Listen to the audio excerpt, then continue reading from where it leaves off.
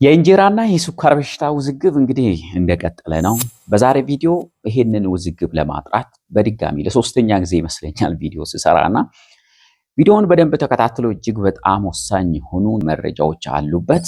ብዙዎቻችሁ ጥያቄ ደግሞ አንስታችኋል። ስኳር በሽታ ታማሚ እንጀራ መውሰድ አለበት ወይ? ምን ያክል መጠን መውሰድ አለበት? ጭራሽ ወይ ሙሉ በሙሉ ይከለከላል ወይ የሚሉ ጥያቄዎች ይነሳሉ። ሚዲያዎች ላይ የተለያዩ ትምህርቶች ይሰጣሉ። ስኳር በሽታም ቢሆን በተለያዩ ደረጃና የተለያዩ አይነቶች ስላሉ ለአንዱ የሚፈቀድ ለሌላው ሊከለከል ይችላል። ብዙ ነገሮችን ኮንሲደር ተደርጎ ነው ምግብ ይወሰድ ወይም አይወሰድ የሚል ትዕዛዝ የሚሰጠው። እንግዲህ አንድ ምግብ ይፈቀዳል ይከለከላል ለማለት መጀመሪያ ምግብ ውስጥ ምን አለ የሚለው ማወቅ አለብን። ምግብ ውስጥ ምን አለ የሚለውን ሳይንስ በስታንዳርድ ነው የሚለካው። ስታንዳርድ መጠን አለ። እንጀራ ለምሳሌ አነስ ያለች አለች፣ መካከለኛ አለ፣ ከፍተኛ። ግማሽ እንጀራ ካልን የትኛው እንጀራ ግማሽ ነው የሚለው ነገር መታወቅ አለበት። ሳይንስ እንጀራን ስታንዳርዳይዝድ አድርጎ አስቀምጧል። እንጀራን ብቻ ሳይሆን ሌሎችንም ምግብ 100 ግራም ስፋቱ 30 ሴንቲሜትር የሚደርስ 12 ኢንች ውፍረቱ 2 እስከ 6 ሚሊሜትር የሚሆን 100% ከጤፍ ብቻ የተሰራ እንጀራ መሆን አለበት። አሁን የምናወራው እንጀራ ማለት ነው። ምግቦች ውስጥ ያሉትን ንጥረ ነገሮች በስድስት ዋና ዋና ነገሮች ከፍለን ነው የምናየው ብያለሁ። ማክሮ ኒውትሪየንት የምንላቸው 4 ነገሮች ካርቦሃይድሬት፣ ፕሮቲን፣ ፋት እና ውሃ ምን ያክል ነው? ማይክሮ ኒውትሪየንት ሚነራል፣ ቫይታሚን እና ሌሎች ፋይቶኬሚካል። እንጀራን በማክሮ ኒውትሪየንት በምንፈትሽበት ጊዜ በእንጀራ ውስጥ የሚገኙ በዋናነት ይሄ የምታዩት በእጃችሁ የምትዳስሱት ነገር ማክሮ ኒውትሪየንት ነው የሚባለው። ፕሮቲን 3.8 ግራም ነው። ቅባት 0.7 ግራም ነው። ካርቦሃይድሬት 20 ግራም። አስቡ እንግዲህ 0.7 ግራም ቅባትና 20 ግራም ካርቦሃይድሬት፣ 3.8 ግራም ፕሮቲንና 20 ግራም ካርቦሃይድሬት። ያ ማለት እንጀራ 70-80% በውስጡ ያለው ካርቦሃይድሬት። ካርቦሃይድሬት ማለት ምን ማለት ነው? ስኳር ማለት ነው። ስለዚህ አንዳንድ ስኳር በሽታ ታማሚዎች ስኳራቸው ዋና ምክንያት ሰውነት ውስጥ ስኳር በተለያየ መንገድ በተለይ በቅባት መልክ ኤክሰስ ስለሆነ ነው የደም ስኳር መጠን መቆጣጠር ያቃታችሁት። ስለዚህ ትርፍ የሆነ ስኳር ሰውነት ውስጥ እያለ አሁንም እንጀራ የምትሰጡ ከሆነ ካርቦሃይድሬት የምትሰጡ ከሆነ ስኳሩን መቆጣጠር አትችሉም። ስለዚህ እንጀራ በዋናነት ስኳር ነው፣ በውስጡ ኃይል ሰጪ ምግቦች ነው በብዛት የሚገኘው። ምንም እንኳን ዳይትሪ ፋይበር ወይም ስኳሩን የደም ስኳር መጠን ወዲያውኑ ከፍ እንዳያደርግ የሚከላከሉ ሌሎች ነገሮች እንደዚህ ዳይትሪ ፋይበር የሚባለው ቢኖርም እንኳን ሰውነታችሁ ውስጥ ኤክሰስ ካሎሪ ኢን ዘ ፎርም ኦፍ ፋት በቅባት መልክ ካለ ለስኳር በሽታ ታማሚ አንደኛ ደረጃ ተመራጭ አይደለም። ወይንም በቀን ውስጥ የምትወስዱትን የእንጀራ መጠን ምናልባት ግማሽ ከተቻላችሁ ሙሉ በሙሉ መተው አስፈላጊ ሊሆን ይችላል ማለት ነው። ስለዚህ እዚህ ሰንጠረዥ ላይ እንደምታዩት የኮሌስትሮል መጠን 0 ነው። በጣም ጥሩ የሆኑ የቅባት አይነቶች ሞኖ አንሳቹሬትድ፣ ፖሊ አንሳቹሬትድ የምንላቸው መጠናቸው አነስተኛ ነው። ስኳር መጠኑ ሲምፕል ሹገር አነስተኛ ነው። ያለው የስኳር አይነት ኮምፕሌክስ ካርቦሃይድሬት ወይንም ፋይበርም ጭምር ያለበት ሊሆን ይችላል። ማይክሮኒውትሪየንት ወይም በአነስተኛ መጠን ምግብ ውስጥ የሚገኙ ነገር ግን ለሰውነታችን እጅግ በጣም አስፈላጊ የሆኑ ሚነራልስ፣ ቫይታሚንስ እና ፋይቶኬሚካሎችን ፈትሸን ብናይ እንጀራ ውስጥ የሚገኙ ብዙ ቫይታሚኖች አሉ። ቫይታሚን B1 B2 B3 B5 B6 B9 B12 you see B ኮምፕሌክስ ነው። ነገር ግን እነዚህ በአነስተኛ መጠን ነው የሚገኙት። ቫይታሚን ቢዎችን በአብዛኛው የምታገኙት ከስጋ፣ አሳ፣ ዶሮ የመሳሰሉት ሌሎች የእጽዋት ውጤት የሆኑት በቫይታሚን ቢ የበለጸጉ ነው። ለምንድነው ቫይታሚን ቢዎችን የምንፈልገው? ቫይታሚን ቢ በሰውነታችን ውስጥ በሚሊዮን የሚቆጠሩ ሜታቦሊዝም ሪአክሽኖች አሉ። ሰውነት ምግብ አቃጥሎ ከሰውነት ጋር ኃይልንም ሊሆን ይችላል የሰውነት ክፍልን የሚገነባበት ሂደት ሜታቦሊዝም ይባላል። በዚህ ሜታቦሊዝም ሂደት ውስጥ ብዙ ኢንዛይሞች ይሳተፋሉ። እነዚህን ኢንዛይሞችን የሚያግዙ ወይም እንደ ኮፋክተር ሆነው የሚያገለግሉ ብዙ ቫይታሚኖች አሉ። ስለዚህ ቫይታሚኖች አሉ እንጀራ ውስጥ። ነገር ግን ያለው ቫይታሚን መጠን የተጋነነ ወይም በጣም ብዙ አይደለም። እንዳያችሁት እዚህ ፓወርፖይንቱ ላይ ዲቪ ማለት ዴሊ ቫልዩ ወይም በቀን ውስጥ መውሰድ ካለብን ምን ያክል ፐርሰንቶቹን ይሸፍናል የሚለውን መጠን የሚናገር ነው። ቫይታሚን ቢ1 ለምሳሌ 12% ነው። ቫይታሚን ኢ ለምሳሌ 1%፣ ቫይታሚን ኬ ለዛ 1% ትንሽ ናቸው። ነገር ግን ለቫይታሚኖች ብለን አይደለም ማለት ነው ጤፍን የምንጠቀመው፣ በዋናነት ለካርቦሃይድሬት ነው ማለት ነው። ሌሎች አስፈላጊ ንጥረ ነገሮች ሚነራሎች ናቸው። ብዙዎቻችሁ እንደምታውቁት እንጀራ የሚታወቀው በአይረን ነው አይደል? የተጋነነ ሐሳብ። ሌሎች ነገሮችን እዩዋቸው። ካልሲየም 12% ከአይረን ጋር እኩል ነው። ማግኒዚየም 13% እንደውም ከአይረን በተሻለ ሁኔታ ይገኛል። ሌሎች ለምሳሌ ማንጋኔዝ፣ ኮፐር የመሳሰሉት 22% በቀን ከሚያስፈልገን መጠን ይሸፍናል። ዚንክ እንደዚሁ።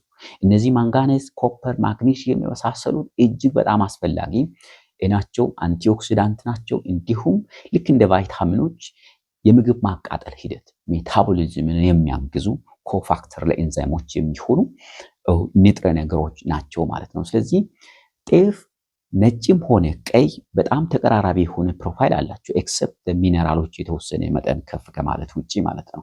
ምንም የተጋነነ ልዩነት የላቸውም እርስ በርስ ማለት ነው።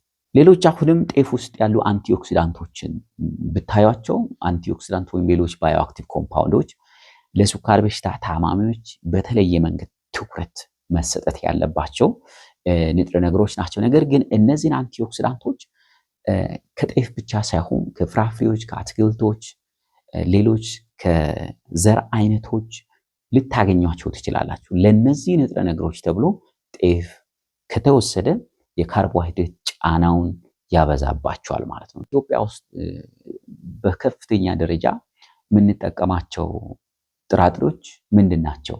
ጤፍ ነው እውነት ወይስ ማን ነው? እንግዲህ በአብዛኛው መጠን የምንጠቀመው የጥራጥሬ አይነት በቆሎ ነው። ሌሎችም እንደዚሁ አሉ።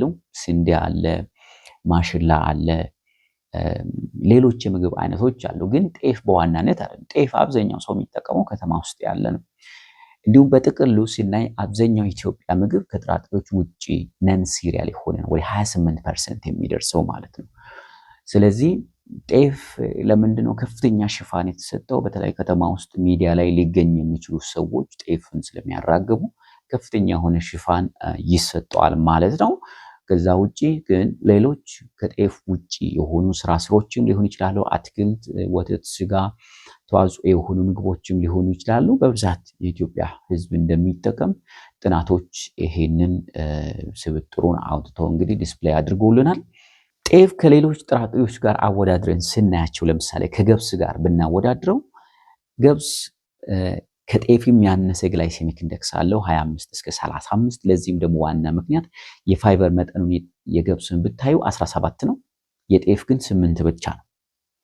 ስንዴና በቆሎ ብታዩት ስንዴ ከፍተኛ የሆነ ግላይሴሚክ ኢንዴክስ አለው። ያ ማለት የደም ስኳር መጠናችሁን ወዲያውኑ ከፍ ያደርጋል። ለዚህም ደግሞ አንዱ ምክንያት የፋይበር መጠናቸው አነስተኛ ነው። ከጤፍና ከገብስ ጋር ስታነጻጽሩት 2 እስከ 3 ነው የስንዴ፣ የበቆሎ 7 ነው። ነገር ግን የአንድ ምግብ በስኳር መጠን ላይ ያለውን ተጽዕኖ የሚወስነው ፋይበር ብቻ ሳይሆን የራሱ የምግቡ የተፈጥሮ ስብጥሩ። ለምሳሌ ካርቦሃይድሬት አለ ብንልም ያለው ካርቦሃይድሬት አይነት ሬዚስታንት ስታርች ነው ወይስ ወዲያውኑ ወደ ቀላል ስኳር አይነት የሚቀየር ካርቦሃይድሬት አይነት ነው የሚለው መፈተሽ ይፈልጋል ማለት ነው። ጤፍ መጠንቀቅ ወይንም መውሰድ የሌለባቸው የስኳር በሽታ ታማሚዎች እነማን ናቸው?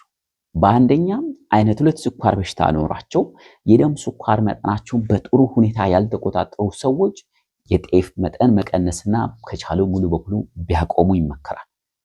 ሁለተኛ የኪቶ ወይም ዝቅተኛ የካርቦሃይድሬት አመጋገብ ስርዓት የሚከተሉ በተለይ መጀመሪያ አካባቢ ክብደት ለመቀነስ ስኳሩን ለመቆጣጠር ዝቅተኛ የኃይል ሰጪ ምግቦችን የሚጠቀሙ ሰዎች ከሆናችሁ እንጀራ ማቆም ይኖርባቸዋል።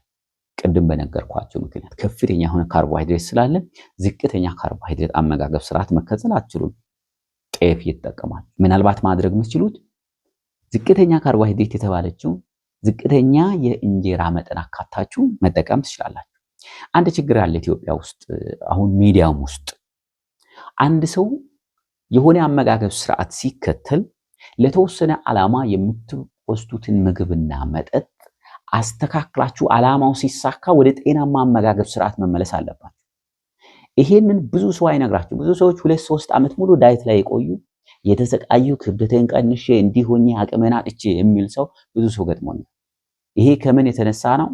ይሄንን የሚያስተምሩ ወይንም ፕሮግራምን የሚሰጡት የመረዳት ችግር አለ። ለምን ሰውነታችሁን ምግብ ፍለጋ በመሄድና ምግብ በመከልከል ዳይትሪ ካሎሪ ሪስትሪክሽን ላይ ካደረጋችሁ ዳይቱ የሚጠቅመውን ያክል መልሶ ሊጎዳችሁ ይችላል። ይሄን በደንብ መረዳት አለባችሁ። ለሚያስተምሩትም ጭምር ሰዎች እንዲደርሳቸው ይሄን ማጋራት ይኖርባቸው። ሶስተኞቹ ሰዎች በጣም ወፍራም የሆናችሁ ውፍረት ለበሽታችሁ ምክንያት የሆነባችሁ ሰዎች እንጀራ ማቆም አለባችሁ። ካርቦሃይድሬት መጠን ሰውነት ላይ ሲጨምር ሰውነት ካርቦሃይድሬትን ወይም ስኳርን በቅባት ነው የሚያከማቸው። ሰውነት ስኳር ስቶር ማድረግ አይችልም። ለተወሰነች ጊዜ ብቻ ጡንቻና ጉበት ውስጥ ይይዛቸዋል።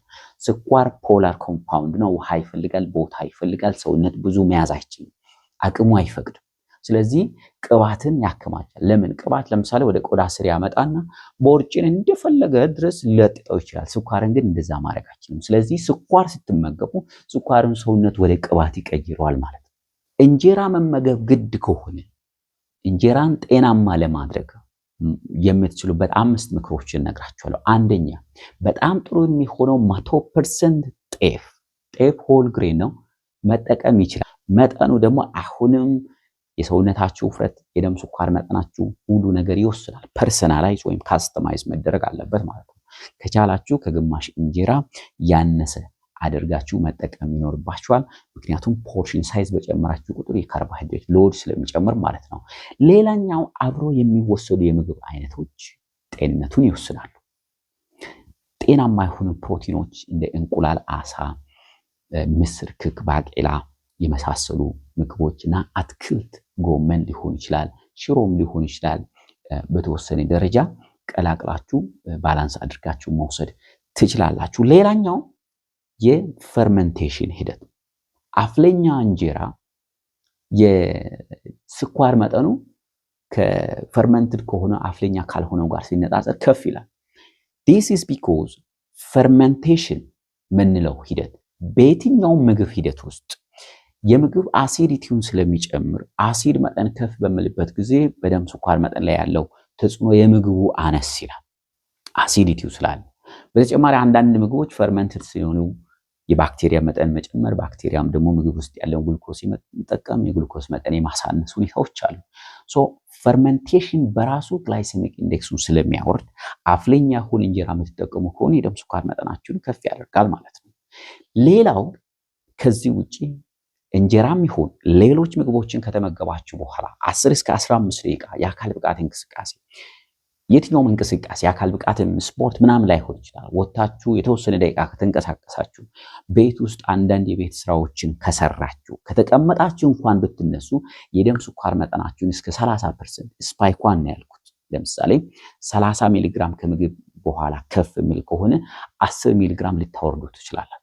ይሄ ቢግ ኢምፕሊኬሽን አለው፣ ብዙ ተጽዕኖ አለው የደም ስኳር መጠናችሁ ላይ።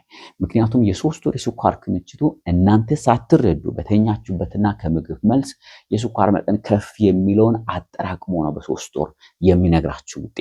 ስለዚህ ያንን ለመቀነስ ከምግብ መልስ የቻላችሁትን የአካል ብቃት እንቅስቃሴ ማድረግ ከፍተኛ የሆነ የደም ስኳር መጠናችሁን ለማውረድ ወይም ለመቆጣጠር ያግዛችኋል ማለት ነው። እንጀራን የተመለከቱ የዛሬ ቪዲዮ ይሄን ይመስላል። ብዙ ነገሮችን ዳስሰናል። እንጀራ ውስጥ ምንድነው ያለው? ምን ያክል መጠን መውሰድ አለባቸው? ማናቸው ደግሞ እንጀራ መጠንቀቅና መውሰድ የሌለባቸው? እስከ መቼ? እንጀራ ሳይወሰድ እድሜ ልክ ሰው ሊኖር አይችልም። ስኳር እድሜ ልክ ቢኖር እንኳን እንጀራ ግን መከልከል ያለበት ለተወሰነ ጊዜ ነው። ባላንስ እስከምታረጉ ነገሮችን መስመር እስከምታስይዙ ነው እንጂ እድሜ ልክ ይሄን ነገር አትውሰድ እንዲህ አታድርግ የሚል ሪኮመንዴሽን የለም። ከእንደዚህ አይነት ትምህርቶች መጠንቀቅ ይኖርባችኋል። የዛሬ ቪዲዮ ይሄን ይመስላል። ለቻናሌ አዲስ ሆናችሁ ሰብስክራይብ አድርጉ። ይሄን ቪዲዮ ደግሞ የሚፈልጉ በጣም ብዙ ሰዎች አሉ። ብዙ ሰዎች ጋር እንዲደርስና ዳግም ጥያቄ እንዳይነሳ ለማድረግ ሼር እና ላይክ ማድረጋችሁን እንዳትረሱ። ሌላ ጊዜ ደግሞ በሌላ ቪዲዮ አገኛችኋለሁ። እስከዛው ድረስ መልካም ጊዜ